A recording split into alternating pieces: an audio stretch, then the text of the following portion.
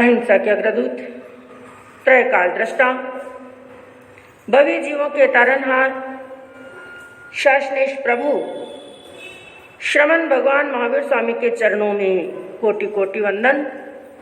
दीन दुखियों के मसीहा, करुणा के सागर, परम पूज्य गुरुदेव श्रमण सूर्य मधुर केसरी श्री मिश्री मिलजी महाराज साहब के चरणों में कोटि कोटि वंदन। पाठ पर विराजमान परम श्रद्धेय, परम विदुषी, मधुर व्याख्यानी, सरल मना पूज्य गुरुनी जी महाराज साहब के चरणों में कोटि कोटि वंदन। धर्म प्रेमी बंधुओं,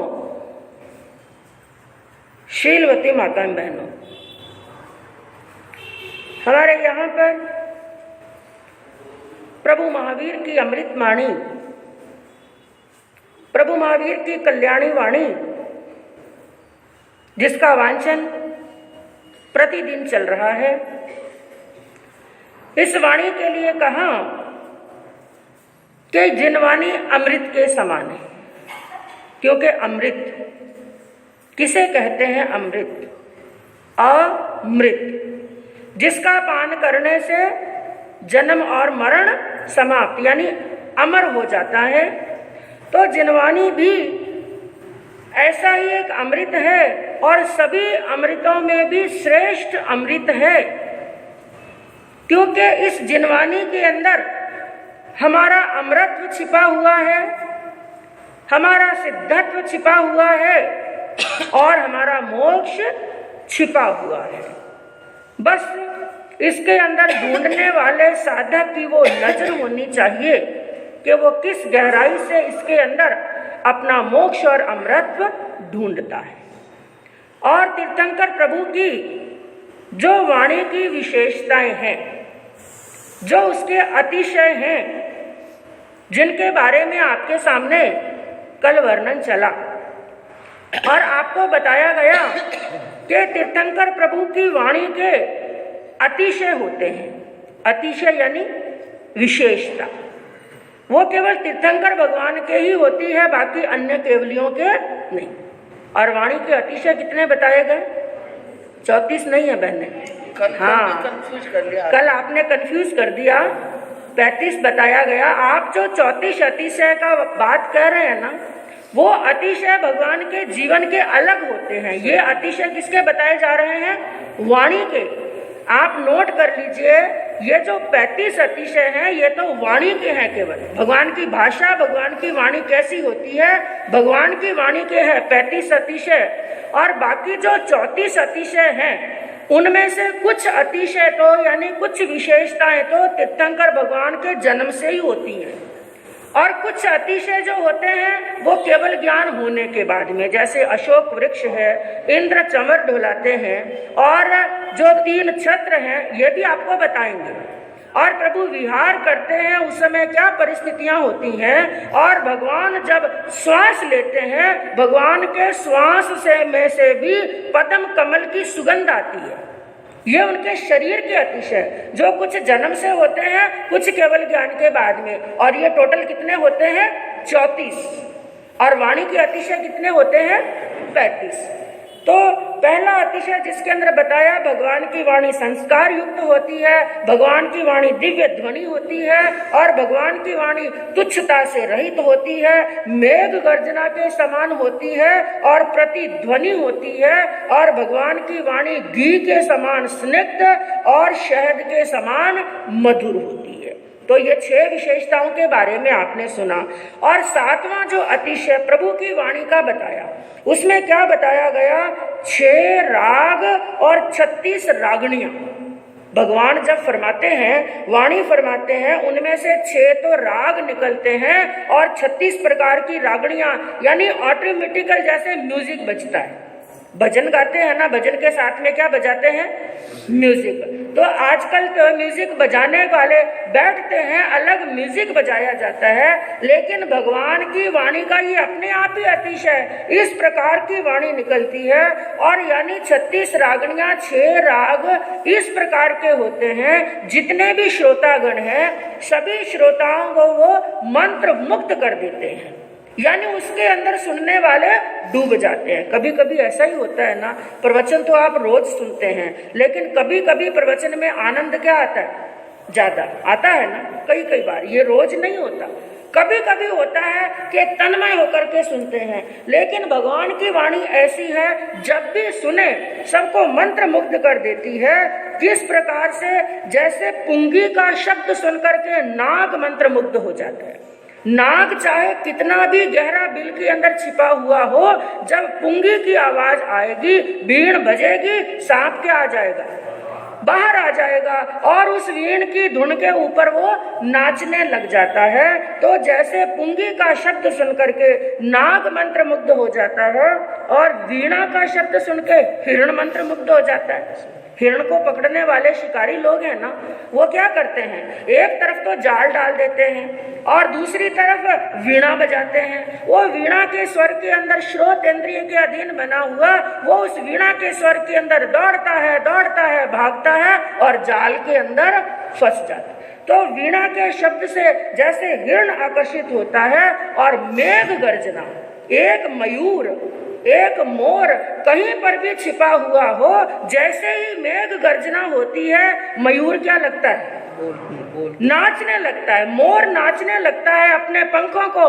फैला देता है, वो दृश्य बड़ा जोरदार होता है। तो जैसे पुंगी से नाग, वीणा से हिरण और मेघ गर्जना से मयूर नाच पड़ते हैं, उसी प्रकार भगवान की वाणी में से भी 6 राग और 36 रागनियां ऐसी निकलती हैं। सभी श्रोतागण मंत्र मुग्ध हो जाते हैं और उनका मन रूपी मयूर नाचने लगता है, बड़ी प्रसन्नता होती है।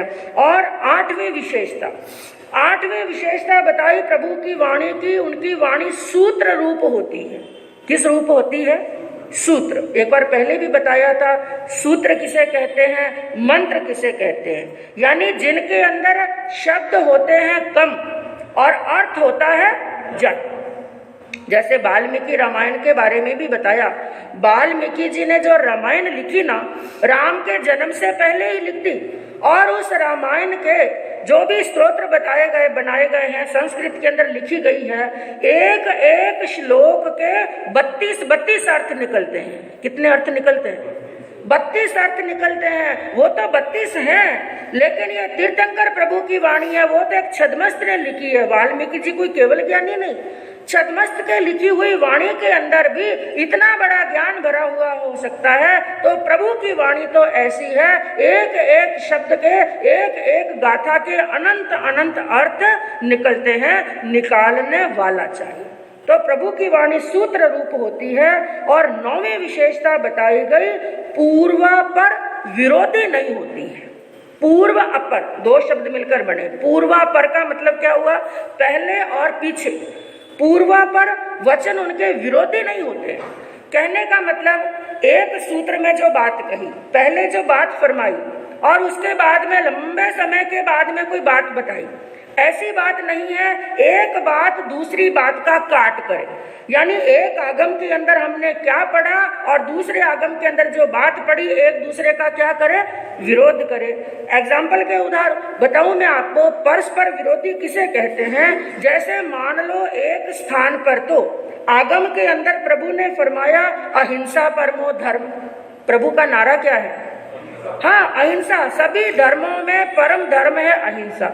यानी मान लो एक स्थान पर, एक आगम के अंदर, एक अध्ययन के अंदर तो प्रभु ने ये फरमाया अहिंसा परमो धर्म, और दूसरे किसी आगम के अंदर प्रभु ने ये फरमाया हो कि यज्ञार्थ पशु सृष्टा।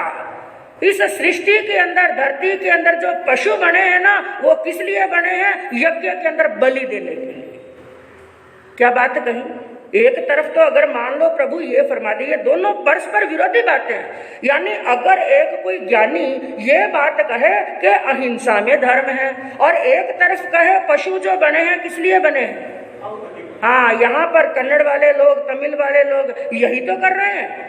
एक तरफ तो इनके मंदिरों में जाकर के देखो, कितनी भीड़ लगी होती है मंदिरों के अंदर, इतनी पूजा करते हैं। छोटा सा भी कहीं पर मंदिर होगा, सुनसान जंगल के अंदर भी जाकर के देख लो, मंदिर में पूजा, साफ सफाई, ऐसा कोई दिन नहीं है जहां पर देवी देवताओं की क्या नहीं होती है, पूजा। तो एक तरफ तो पूजा करते हैं और एक तरफ जानवरों को क्या करते हैं, यह परस्पर विरोधी बात है। लेकिन भगवान के जन शासन के अंदर परस्पर विरोध कभी भी नहीं होता है। और 10वीं बात कही, भगवान की वाणी होती है सिलसिलेवार। क्या होती है, सिलसिलेवार। सिलसिलेवार का अर्थ हुआ कर्मबद्ध, यानी एक बात पूरी करने के बाद में ही दूसरी बात शुरू करते हैं। ऐसा नहीं है एक टॉपिक शुरू कर लिया, उसका पूरा विश्लेषण किया ही नहीं, श्रोतागण को समझ में आया ही नहीं, एक टॉपिक पूरा हुआ नहीं, सामने वाले अभी और सुनना चाहते हैं और जिज्ञासाएं मन के अंदर है, और प्रभु ने क्या कर लिया, दूसरा टॉपिक। नहीं, प्रभु की वाणी पूरी सिलसिलेवार होती है। एक विषय पर पूर्ण प्रकाश डालने के बाद में सभी नए, सभी निश्चयों के आधार पर, सभी कितनी भी वहां पर उपमाएं हैं सभी लगाने के बाद में, पूरा विश्लेषण होने के बाद में दूसरे टॉपिक को क्या करते हैं, शुरू करते हैं। और 11वां बताया गया स्पष्टता। भगवान की वाणी में क्या होती है, स्पष्टता, यानी पूरा खुलासा करते हैं।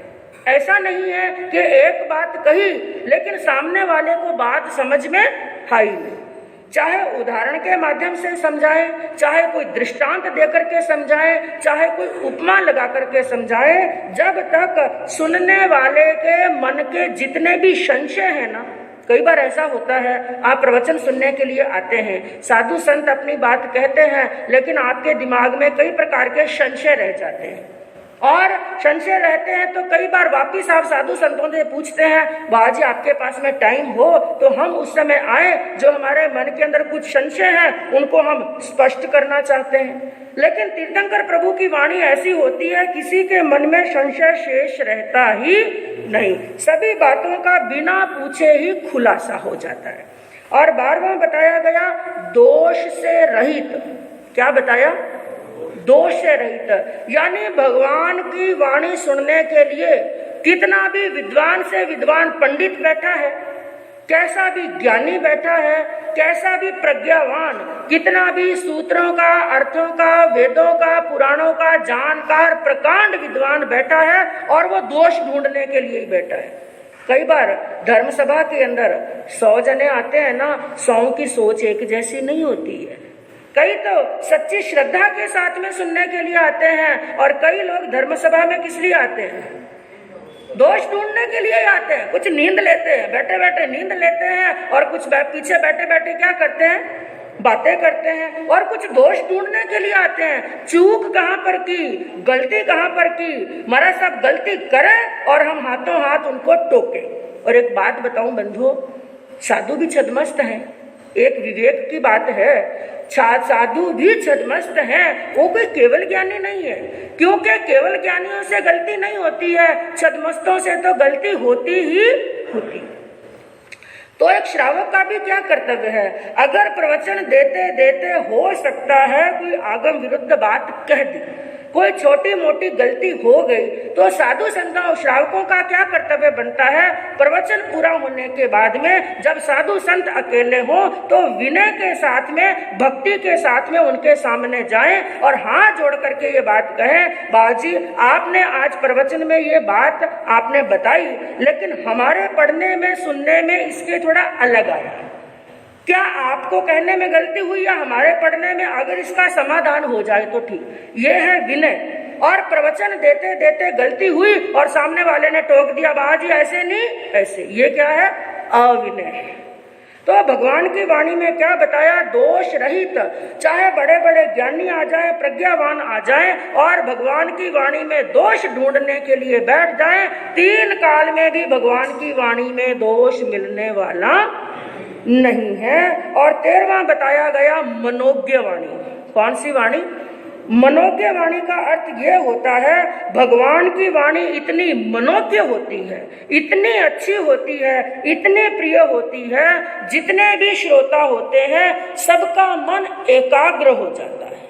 क्योंकि सबसे ज्यादा चंचल क्या है, मन। शरीर एक जगह पर बैठा है, एक सामयिक ली, 2 सामयिक ली, हो सकता है शरीर में अस्वस्थता हो, 1-2 आसन चेंज कर लें, कभी घुटना ऊंचा कर लें, कभी नीचा कर लें, कभी पालकी लगाकर बैठे, कभी वज्रासन में बैठे, क्योंकि आजकल आपकी परीक्षा थोड़ी ज्यादा हो रही है। हाँ, इधर तो त्योहार के दिन चल रहे हैं, दीपावली के दिन चल रहे हैं, कमाने के दिन हैं, और बाबूजी ने कितने घंटे के लिए बांध लिया?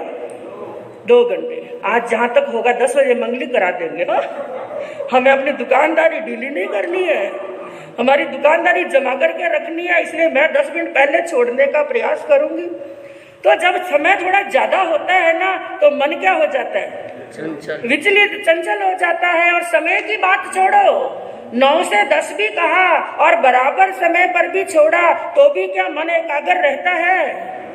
5 मिनट पहले ही घड़ी की तरफ देखते हैं, लेकिन याद रखना आपसे ज्यादा हम घड़ी की तरफ देखते हैं। हमें ज्यादा घड़ी की तरफ देखना पड़ता है, क्योंकि आज ज्यादा 5 मिनट हो गए तो अगले दिन आपकी छुट्टी मत मनाना। हाथ जोड़ करके कहते हैं आप जैसा कहेंगे हम वैसा कर लेंगे, लेकिन कृपया छुट्टी मत मनाना। कार्तिक की पूनम तक तो छुट्टी मत मनाना, उसके बाद में आपकी आप जाओ। तो वहां पर भगवान की वाणी जब चलती है तो सबका मन क्या रहता है?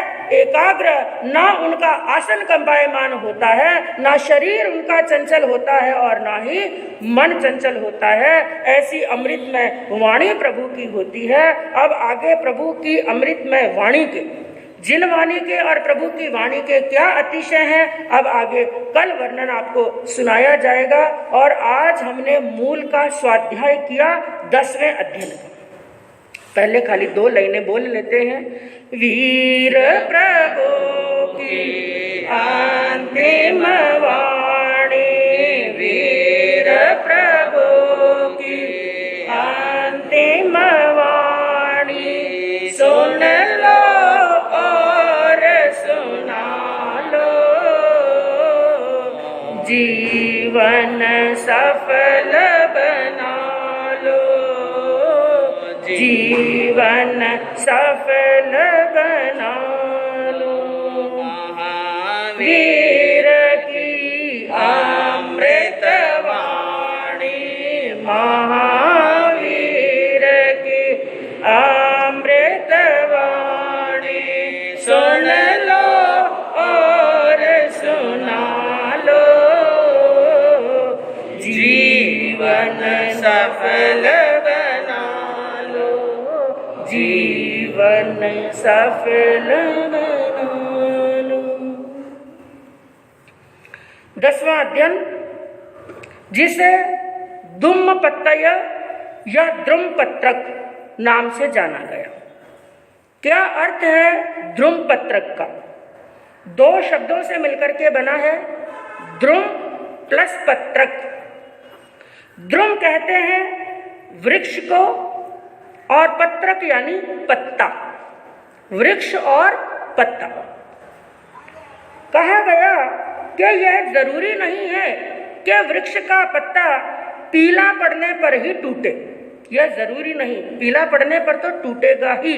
एक हवा का झोंका आया नहीं कि पत्ता टूटा, लेकिन यह जरूरी नहीं है कि पत्ता पीला होने के बाद में ही टूटे, हरा पत्ता भी टूट सकता है। और हरा पत्ता ही नहीं, पूरा वृक्ष भी धराशायी हो सकता है। कल आपने सुना ना नमिराज ऋषि का दृष्टांत, जिनके अंदर क्या कहा था? यह पूरा परिवार रो रहा है, पूरी मिथिला नगरी रो रही है, मिथिला नगरी के अंदर क्रंदन हो रहा है, इसलिए आप जाइए और उनको संभालिए। तो नमिराज ऋषि ने क्या कहा? ब्राह्मण देवता, ये मुझे नहीं रो रहे हैं, ये किसको रो रहे हैं? स्वार्थ को रो रहे हैं कि जैसे हरा भरा वट वृक्ष जिसके ऊपर सैकड़ों हजारों पक्षियों ने अपना माला डाला हुआ था, और ऐसा चक्रवात आया, ऐसी हवा घूमी के पूरा वृक्ष का वृक्ष क्या हो गया? धराशायी हो गया। और आंधी और तूफान के अंदर आपने देखा होगा कई बार सैकड़ों वर्षों के वृक्ष क्या हो जाते हैं? धराशायी हो जाते हैं और रोड को बीच में से रोक लेते हैं। तो कहा जरूरी नहीं कि पीला पत्ता टूटे, हरा पत्ता भी टूट सकता है, पूरा वृक्ष भी धराशायी हो सकता है। इसलिए इस अध्ययन के अंदर प्रभु ने सबसे बड़ी एक ही शिक्षा दी है, उठिए नो पम्माए, सावधान रहो, जागते रहो। पुराने जमाने के अंदर, गांव के अंदर, आजकल तो ये नहीं देखा हमने, जब हम छोटे छोटे थे ना और गर्मी के दिनों के अंदर छत पर सोते थे, सर्दी में तो ओढ़ कर सोते, बाहर क्या हुआ पता ही नहीं चलता, और गर्मी के दिनों में कहाँ सोते थे? छत पर सोते, माचे लगे हुए होते, सबके माच डले हुए होते, सब वहां पर सो रहे हैं, और आधी रात को जोरदार आवाज आती, पैर तो लाठी पटकता। हाँ, चौकीदार आता ना, पहले तो जोरदार क्या पटकता? लाठी पटकता, और हाथ में एक रिफल सीटी पकड़ी हुई होती, एक हाथ से लाठी पकड़ रहा है, हाथ से सीटी बजा रहा है, और जोरदार क्या आवाज करता है? सावधान, सावधान, जागते रहो, जागते रहो, जागते रहो। बस प्रभु ने यही शिक्षा दी है, सो मत, क्या करो? जागते रहो, सावधान रहो, सावचेत रहो। यदि सो गए ना, जो जागत है सो पावत है, जो सोवत है सो खोवत है। पहले बहुत कुछ खो दिया और अब तुम किनारे के निकट आ गए हो, अब तुम्हें जागते रहना है, सावधान रहना है। तो इसके अंदर प्रभु ने सबसे बड़ी शिक्षा दी, जागते रहो। और इस अध्ययन की 37 गाथाएं, कितनी गाथाएं हैं? 37 गाथाएं के अंदर, और एक एक गाथा का जो अंतिम चरण है, 36 गाथाओं का, 37 में से अंतिम गाथा छोड़ करके 36 गाथाओं का एक एक गाथा का सबसे अंतिम जो पद है, हर गाथा के कितने पद होते हैं? 4, और अंतिम पद सबका एक है, और वो कौन सा पद है? समयम, समयम गोयम मापम्माए। और प्रभु ने एक बार नहीं, कितनी बार कहा? 36 बार कहा, समयम गोयम मापम्माए। हे गौतम, एक समय मात्र का भी प्रमाद मत करो। बार बार बार बार संबोधित करते हुए कहा, और कहा इस बार यदि प्रमाद कर लिया, इस बार यदि संसार समुद्र में ठेठ तह तक चले गए, तो वापिस ऊपर आना हाथ की बात नहीं है। और बंधुओं, यहाँ पर एक बात ये याद रखना, ये मत सोचना भगवान ने ये किसको कहा है? गौतम, हमें थोड़ी ना कहा है। ये सोच सकते हैं ये भगवान ने हमें नहीं कहा, किसको कहा? हाँ, गौतम को कहा है। लेकिन ज्ञानियों ने कहा प्रभु ने संबोधन गौतम को दिया है, लेकिन उद्बोधन हम सबको दिया है, सभी भवी प्राणियों को दिया है। और ये अध्ययन कहने का प्रभु ने जाने से पहले अंतिम समय के अंदर अपने सबसे प्रिय शिष्य, अपने अंतेवासी शिष्य, अपने पहले शिष्य और पहले गणधर गौतम को ये उपदेश दिया। इसके पीछे भी एक दो घटनाएं ऐसी घटी। गौतम की खिन्नता को देख करके गौतम स्वामी के मन में भी क्या आ गई थी? खिन्नता। 14 पूर्व के धारी, 4 ज्ञान के धनी गौतम के मन में भी खिन्नता आ गई थी। किस कारण से? एक घटना तो घटी कि पृष्ठ चंपा के राजा शाल और उनके पुत्र युवराज, राजा शाल को वैराग्य आ गया, और राजा शाल ने सोचा कि मैं यदि पुत्र के कंधों पर राजभार तो डाल दूं, लेकिन कहते हैं राजेश्वरी सो नरकेश्वरी, ये राजश्री होती है ना, ये राज्य होता है, इसके अंदर व्यक्ति इतना डूब जाता है, इतना डूब जाता है कि राजेश्वरी सो नरकेश्वरी जो इसके मुंह में पड़ जाए, आसक्ति में पड़ जाए, पेट कहाँ चला जाता है? नर्क के अंदर चला जाता है। तो मैं पिता हूँ, मेरा कर्तव्य है अपने बेटे की भी आत्मा के बारे में, उसके उत्थान के बारे में सोचना। इसलिए अपने बेटे को राज्य नहीं दिया, बल्कि उनको भी वैराग्य दे दिया। बाप को वैराग्य आ गया, बेटे को वैराग्य आ गया। और राजा शाल ने क्या किया? अपने भाणेज को, जो नाम था गांगली, अपने भाणेज को राज्य दे दिया, और बाप बेटे ने दीक्षा ले ली।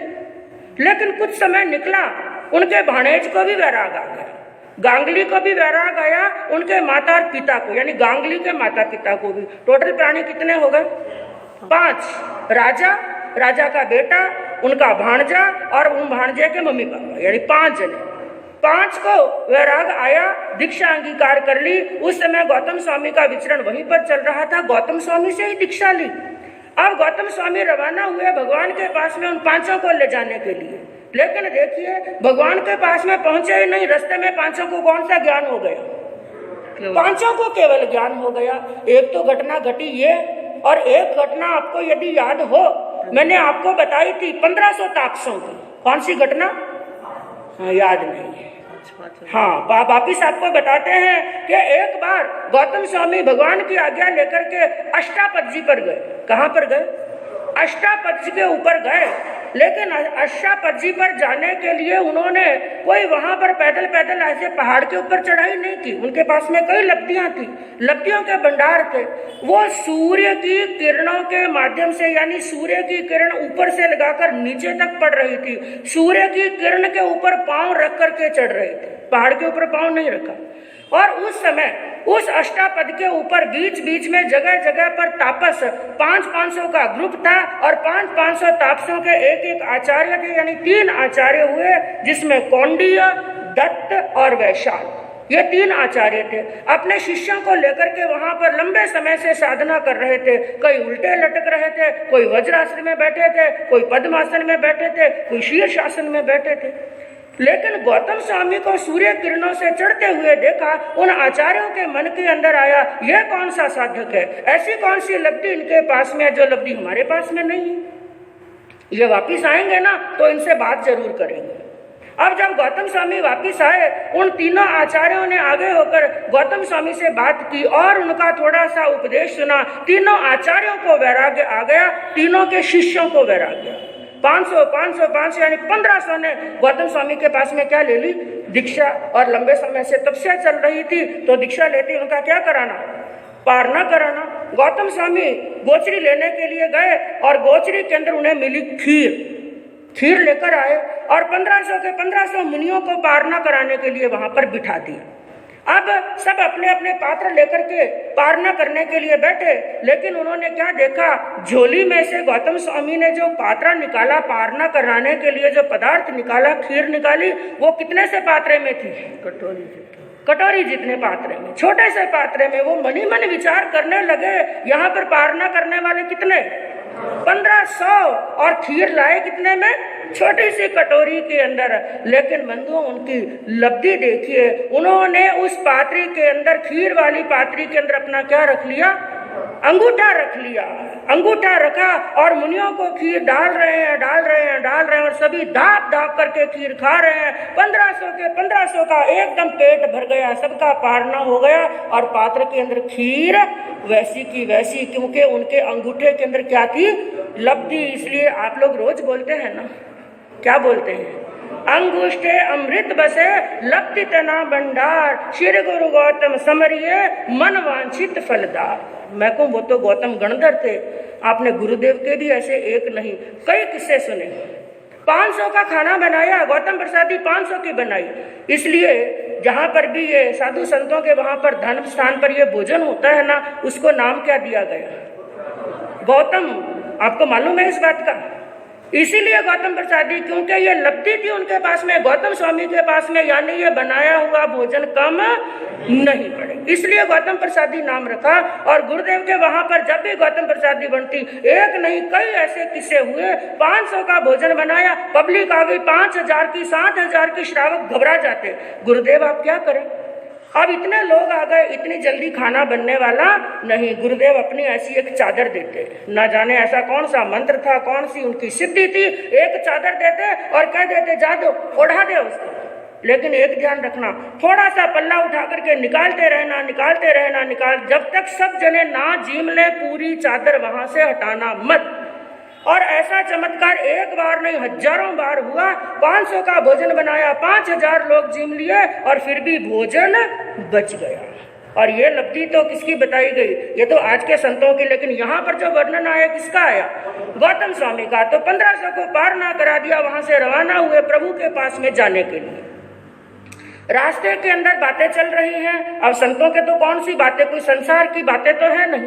अब प्रभु के समोसरण की वर्णन करने लगे गौतम स्वामी, जो 5 दिन आपको सुनाया गया। ऐसे हैं तीर्थंकर प्रभु, ऐसी है उनकी वाणी है, ऐसे हैं उनके अतिशय, ऐसा है प्रभु का समोसरण। वहां पर चल रहे हैं, समोसरण का वर्णन गौतम स्वामी कर रहे हैं और पीछे आते हुए 1500 मुनि सुन रहे हैं। और वर्णन सुनने मात्र से 500 मुनियों को केवल ज्ञान हो गया।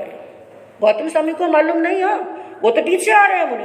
500 मुनियों को केवल ज्ञान हो गया। अब आगे चले, आगे चलते चलते दूर से ही कितना ऊंचा है, कितना ऊंचा है समोसरण, 20,000 हाँ हाथ 20,000 हाथ। लेकिन धनुष कितना, 5,000 धनुष।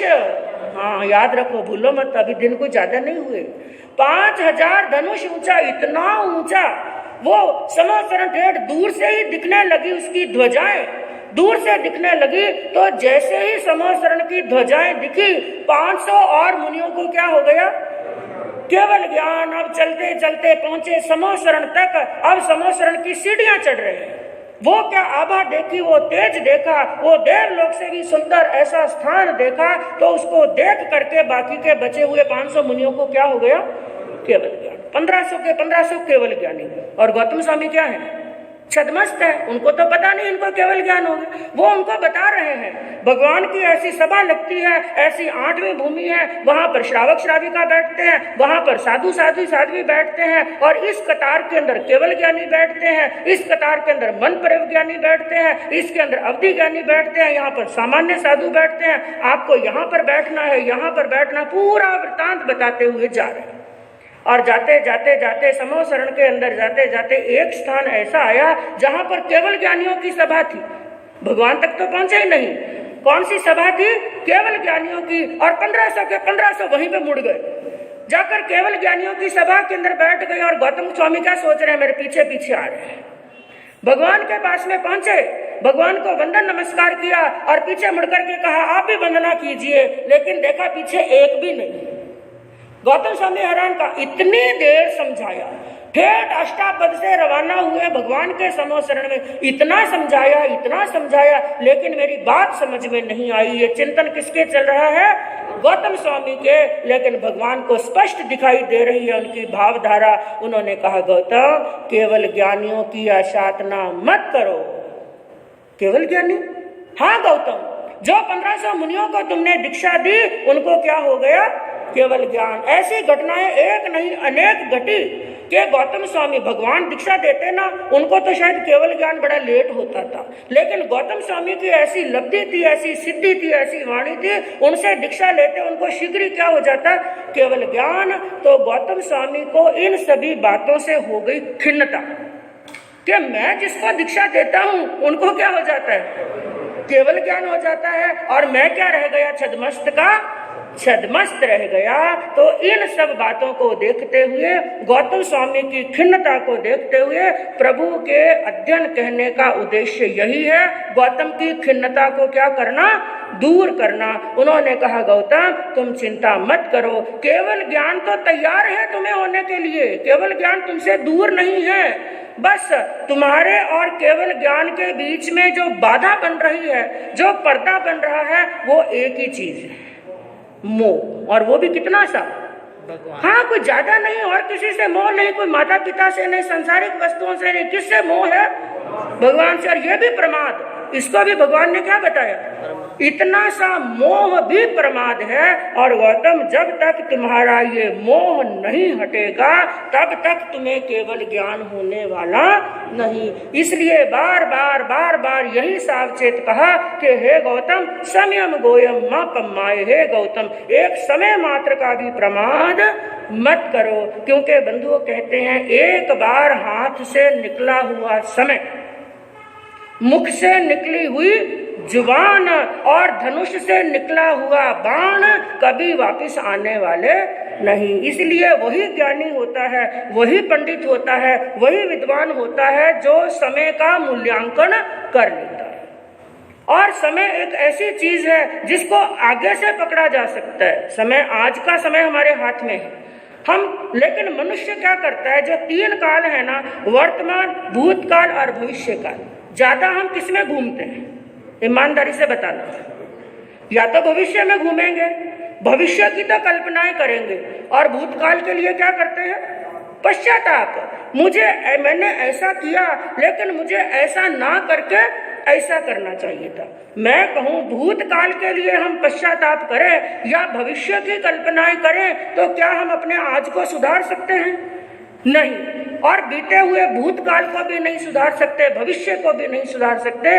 इसलिए हमें भूत का, भविष्य का ना सोच करके किसका सोचना है, वर्तमान काल का। क्योंकि जो समय आएगा वो भी हमारे हाथ में नहीं, चला गया वो भी हमारे हाथ में नहीं। आज समय हमारे क्या है, हाथ में। जैसे एक चित्रकार ने एक चित्र बनाया, बड़ा विचित्र सा चित्र बनाया उसने। क्या बनाया? एक चेहरा है, लेकिन वो चेहरा पूरा बालों से ढका हुआ है। अपने बाल उठा करके आगे डाल दे तो चेहरा क्या होगा? ढका जाएगा। खूब सारे बाल हैं और पूरा चेहरा बालों से ढका हुआ है, लेकिन पीछे से चेहरा पीछे से उसका जो सिर है ना पूरा गंजा है। आगे से बाल हैं वो आगे डाल दिए, चेहरा ढका हुआ है और पीछे से सिर क्या है? गंजा। वो चित्र किसका है बता सकते हैं? समय का चित्र। आगे बाल हैं, आगे से पकड़ा जा सकता है, पीछे से वो क्या है? गंजा। पीछे से पकड़ में आने वाला नहीं, यानी एक बार समय निकल गया तो वापिस हाथ में आने वाला नहीं। इसलिए इस अध्ययन के अंदर बंधुओं एक नहीं अलग अलग तरह की उपमाएं लगा करके बातें बता करके प्रभु ने सावधान सावचेत होने की बात कही। और 4 लाइनों के अंदर अध्ययन का साथ यहाँ पर बताते हुए कवि ने क्या कहा? ज्यों तरल ओस के जल बिंदु गिर कुशा अंक में आते हैं, वे कुशा गोद में पड़े हुए मोती सी शोभा पाते हैं। पर चढ़े ज्यों ही दिन कर नभ पर पाते ज वहीं डल जाते हैं। इस भांति जग के सब प्राणी मर मर कर मर घट जाते हैं। इसलिए पाप से दूर रहो और मरण काल को याद करो। तुम सत्य धर्म के पालन में हे गौतम मत परिमाद करो, हे गौतम मत परिमाद करो। इस दुर्लभ जीवन को पाकर जो पापी पाप कमाते हैं, वे अधोगति में जाकर के फिर रो रो कर दुख पाते हैं। हे गौतम तुम तो ज्ञानी हो, अब कर्म मैल को दूर करो। हे गौतम अपने जीवन को तप संयम से भरपूर करो। तुम कल कल करके जीवन की शुभ घड़ियां मत बर्बाद करो। तुम सत्य धर्म के पालन में हे गौतम मत परिमाद करो, हे गौतम मत परिमाद करो। सबसे पहली बात प्रभु ने गौतम को संबोधित करते हुए क्या कहा? जो तरल ओस के जल बिंदु गिर कुशा अंक में आते हैं। सुबह सुबह का समय होता है और आकाश में से पानी की बूंदें ओस के रूप में टपकती हैं और एक कुशा के ऊपर यानी घास के ऊपर या पत्तों पर या फूल पर आकर के ओस की बूंदें पड़ जाती हैं। और वो बूंदें पड़ी हुई थोड़ा सा प्रकाश हुआ किसके समान दिखाई देती है? हाँ, मोती के समान, चमकती हुई मोती के समान दिखाई देती हैं। लेकिन क्या कहा? पर चढ़े ज्यों ही दिनकर नभ पर पाते ज वहीं डल जाती हैं। जैसे ही दिनकर यानी सूर्य आकाश मंडल के अंदर आता है, उसका थोड़ा सा तेज उन बूंदों के ऊपर, मोती के समान दिखने वाली बूंदों के ऊपर पड़ता है। सूर्य का तेज पड़ते ही वहीं पर ढल जाती हैं। इस भांति जग के सब प्राणी मर मर कर मर घट जाते। इसी प्रकार उस बूंद के समान मनुष्य का जीवन है, क्षण भर का जीवन है, बड़ा छोटा सा जीवन है, ओस की बिंदु के समान। जितना अस्तित्व जितने समय के लिए ओस की बिंदु है, इसी प्रकार मनुष्य का जीवन भी क्षण भर का है, उसका कोई भरोसा नहीं। प्रतिदिन लोग मरते हैं और उनको कहाँ ले जाया जाता है? हाँ, मरघट के अंदर ले जाया जाता है। इसलिए पाप से दूर रहो और मरण काल को याद करो। हे गौतम, तुम पाप से दूर रहो और किसको याद करो? मृत्यु को याद करो। तुम सत्य धर्म के पालन में हे गौतम मत प्रमाद करो। तुम असत्य का मार्ग छोड़कर, अधर्म का मार्ग छोड़कर कौन से मार्ग पर चलो? सत्य और धर्म के मार्ग पर चलो। क्योंकि इस दुर्लभ जीवन को पाकर जो पापी पाप कमाते हैं, वे अधोगति में जाकर के फिर रो रो कर दुख पाते हैं। जो मनुष्य ऐसा अमूल्य जीवन प्राप्त करके जो पाप करता है, अन्याय करता है, अधर्म करता है, वे अधोगति में जाकर के फिर क्या करते हैं? पश्चाताप करते हैं। उस समय पश्चाताप कर भी ले तो भी कुछ हाथ में आने वाला नहीं है। हे गौतम, तुम तो ज्ञानी हो, अब कर्म मैल को दूर करो। तुम तो क्या हो? ज्ञानी हो, बड़े संत हो, शूरवीर हो, धीर वीर गंभीर हो। अपने कर्मों को क्या कर लो? दूर कर लो और अपने जीवन को तप और संयम से भर लो। और अगली बात कही, तुम कल कल करके जीवन की शुभ घड़ियां मत बर्बाद करो। हम अपनी जो स्वर्णिम काल है वो कैसे व्यतीत करते हैं? हम धर्म ध्यान आज नहीं, कब करेंगे? थोड़ा जोर से बोलिए। हाँ, धर्म ध्यान कब कर लेंगे? हाँ, अच्छी बात है, जो जाग गया अवसर पा लिया। आज भी कर रही है। हाँ, आज भी कर रहे हैं, बहुत अच्छी बात है। जो आ रहे हैं यहाँ पर उनके लिए बहुत बहुत साधुवाद है। कोई बात नहीं, जो नहीं आ रहे हैं उनके लिए भी परम पिता परमात्मा से प्रार्थना करते हैं, उनकी भी श्रद्धा जागे और आने की भावना बने। बाकी ये सामान्यता मनुष्य की चिंतन की बात प्रभु ने फरमाई है कि वो पाप का कार्य तो आज ही कर रहे पाप का कार्य कल पर नहीं छोड़ता, पाप के कार्य को कब करता है? आज ही। और जब धर्म के कार्य की बात आती है तो उसका क्या उत्तर होता है? आज नहीं। हाँ, और याद रखना बंधुओं, ये कल ना कभी किसी की आई है और ना कभी आएगी। तुम कल कल करके जीवन की शुभ घड़ियां मत बर्बाद करो, तुम सत्य धर्म के पालन में है गौतम मत परमाद करो। और अगली गाथा के अंदर क्या कहा? हे गौतम, तेरे केशों का कालापन उड़ता जाता है। हे गौतम, तुम्हारे सिर के ऊपर, तुम्हारे मस्तक के ऊपर जो काले काले बाल थे, उनका कालापन क्या हो गया? उड़ रहा है। और क्या आ रहा है सिर पर? सफेदी, चांदी के समान सफेद बाल। लेकिन आप लोग बड़े होशियार हैं। हाँ, कालापन थोड़ा सा उड़ा नहीं, थोड़ा सा कालापन उड़ा नहीं, थोड़ी सी सफेदी आई नहीं, इतना जोरदार काला कर लिया, इतना जोरदार काला कर लिया कि ओरिजिनल बाल भी इतने काले। हाँ, हम मौत को धोखा दे रहे हैं। किसको धोखा दे रहे हैं? जो सत्य है, जो तीन काल में सत्य है। जन्म भी असत्य हो सकता है, लेकिन मृत्यु क्या है? असत्य। सत्य है, लेकिन हम उसको झुठलाने का प्रयास करते हैं। बालों को क्या कर लेते हैं? एकदम काला कर लेते हैं। लेकिन प्रभु ने क्या कहा? हे गौतम, तेरे केशों का कालापन उड़ता जाता है, बल नयनों का, बल कानों का हर पल घटता तेरा जाता है। कानों का बल भी घट रहा है और नयनों का बल भी, नयनों की ज्योति भी घट रही है। हे गौतम, तेरी कलिका सा हर दांत उखड़ता जाता है। क्या उपदेश दिया है प्रभु ने! ये तुम्हारे दांत है ना, एकदम मोतियों के समान थे, बड़े सुंदर थे, बड़े मजबूत थे, लेकिन इन दांतों में से भी एक एक करके दांत भी क्या है? उखड़ते जा रहे हैं। तन सुंदर कोमल पर देखो, यह चला बुढ़ापा आता है। तुम्हारा ये सुंदर तन था ना, बड़ा स्वरूप था, बड़ा रूपवान था, लेकिन यह बुढ़ापा आ रहा है। कैसे? घोड़े की चाल। बीमारी होती है ना, बीमारी के लिए क्या बोलते हैं? बीमारी आती कैसे है? आती है। थोड़ा जोर से बोलिए। या हाथी की चाल कह सकते हैं या घोड़े की चाल कह सकते हैं। हाथी या घोड़े की चाल आती है बीमारी, और जाती कैसे है? चींटी की चाल, चींटी की चाल जाती है। उसी प्रकार बुढ़ापा भी कैसे आ रहा है? बोलते नहीं आप लोग, आप डरते हैं बुढ़ापे से, है ना? लेकिन एक बात याद रखना, कितना भी डरो, कितना भी डरो, ये आएगा आएगा और जरूर आएगा, और आने के बाद में जाएगा नहीं, ये भी जरूर है। आप कहीं पर जिमने के लिए जाते हैं ना, जिमने के लिए गए, आपकी प्लेट में सबसे पहले पुरस्कारी में क्या आता है?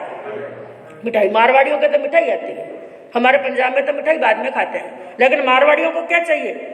और पहले की सब्जी रोटी पुरुष दे तो बाहर आकर के कैसी शाबाशी देंगे आप लोग? बेटी की सगाई करोगे क्या?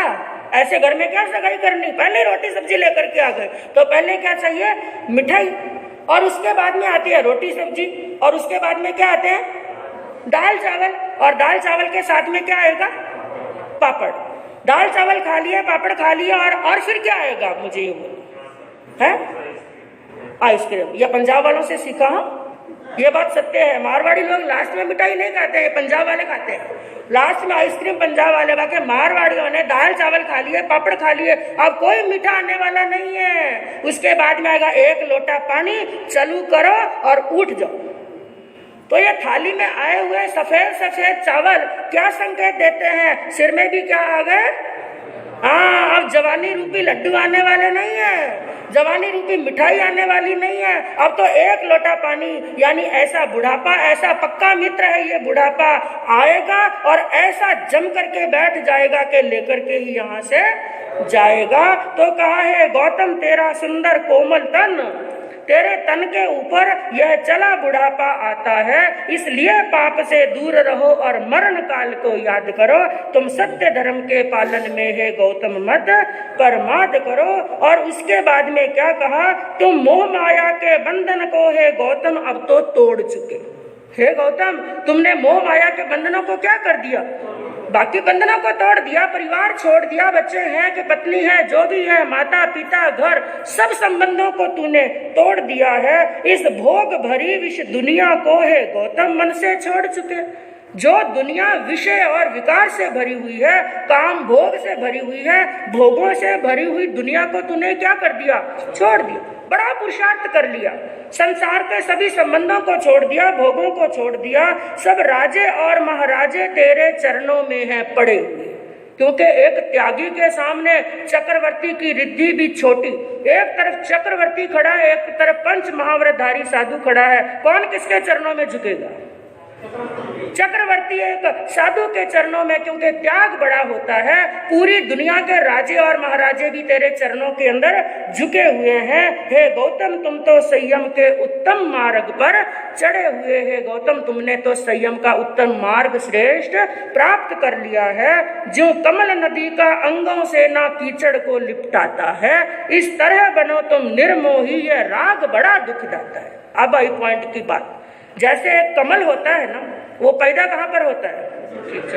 कीचड़ के अंदर ही वृद्धि को प्राप्त करता है, कीचड़ में ही पैदा होता है। लेकिन जैसे जैसे जैसे वो वृद्धि को प्राप्त करता है, कीचड़ का संग छोड़ देता है। इसी प्रकार कहते हैं कि सबका जन्म तो भोग की शैया पर ही होता है। ध्यान से श्रवण करना इस बात को। चाहे कोई संसारी है, चाहे कोई संत है, चाहे कोई भोगी है, चाहे कोई योगी है, चाहे कोई गंधर्व है, यहाँ तक के कोई तीर्थंकर भी है, सबका जन्म कहाँ पर होता है? भोग की शैया पर। सबका जन्म तो भोग की शैया पर होता है, लेकिन महान वो होते हैं जो भोग की शैया को छोड़ करके जिनका मरण योग की शैया पर होता है। तो तुमने इन संसार के अंदर कमल की तरह चाहे कीचड़ में जन्म लिया, लेकिन तुमने कीचड़ को क्या कर दिया? हाँ, अगर तुम कुछ लिपटे हुए हो उसको छोड़ दो। कमल अपने अंगों के साथ में कीचड़ को लिपटाता नहीं है। उस कमल की तरह तुम भी क्या बन जाओ? निर्मोही। जो थोड़ा सा राग बचा है, बाकी राग तो छोड़ दिया, घर बार छोड़ दिया, लेकिन क्या बचा? थोड़ा सा राग। वो भी किसके साथ में? महावीर के साथ में, अपने गुरु, अपने भगवान के साथ में। हे गौतम, उस राग को भी छोड़ दो, क्योंकि अब निकट किनारा आया है, ना भोगों को अब याद करो। तुम्हारा किनारा क्या आ गया? निकट। संसार रूपी विशाल समुद्र को तुमने तैर करके, अपनी विशाल भुजाओं से तैर करके पार कर लिया। कहाँ पर आ गए हो? किनारे पर। मंजिल तुम्हारी बिल्कुल सामने है, और इस मंजिल को पाने के लिए जो थोड़ा सा राग है उसको भी क्या कर लो? हटा दो, और केवल ज्ञान प्रकट हो जाएगा। और यदि किनारे पर आने के बाद में भी थोड़ा सा प्रमाद आ गया तो ठेठ कहाँ चले जाओगे? बीच किनारे के अंदर, यानी वापिस एक इंद्रिय के अंदर चले जाओगे, स्थावरों के अंदर चले जाओगे, वनस्पति काय के अंदर अनंत काल चक्र वहां पर जीव पड़ा रहता है। ऐसे एकेंद्रिय, बेंद्रिय, तेंद्रिय, चौरेंद्रिय, इन घाटियों को पार करना पड़ेगा। ऐसी दुर्गतियों में ना जाना पड़े तो जीव को क्या चाहिए? समय पर क्या हो जाए? आवाज ही नहीं है। समय पर क्या होना? जाग जाना। समय पर जाग जाना, सावधान हो जाना, और जाग करके अपनी मंजिल को प्राप्त कर लेना। तो बंधुओं, ये अध्ययन हमें जागने का संकेत देता है, राग को, मोह को कम करने का संकेत देता है। तो इन्हीं भावनाओं के साथ में ओम शांति। आग में तिविहे की पार्टी का कौशल करें। आगमे तिविहे पणत्ते तंजहा सुत्तागमे अर्थागमे तदुभयागमे। इस तरह 3 प्रकार आगम रूप ज्ञान के विषय में जो कोई अतिचार लागू हो तो आलो। जम वाइदम अचामेल्यम हिनक्षरम अचक्षरम पयहीनम विनयहीनम जोगहीनम घोषहीनम सुट्ठू दिन्नम दुट्ठू परिचयम। अकाले कहो सज्जाओ काले न कहो सज्जाओ। असज्जाए सज्जायम सज्जाए न सज्जायम। गणता गुणता विचारता ज्ञान और ज्ञानवंत पुरुषों की असाधना की हो तो तस्मिच्छामि लक्ष्मणम। नमो हरिहंताय।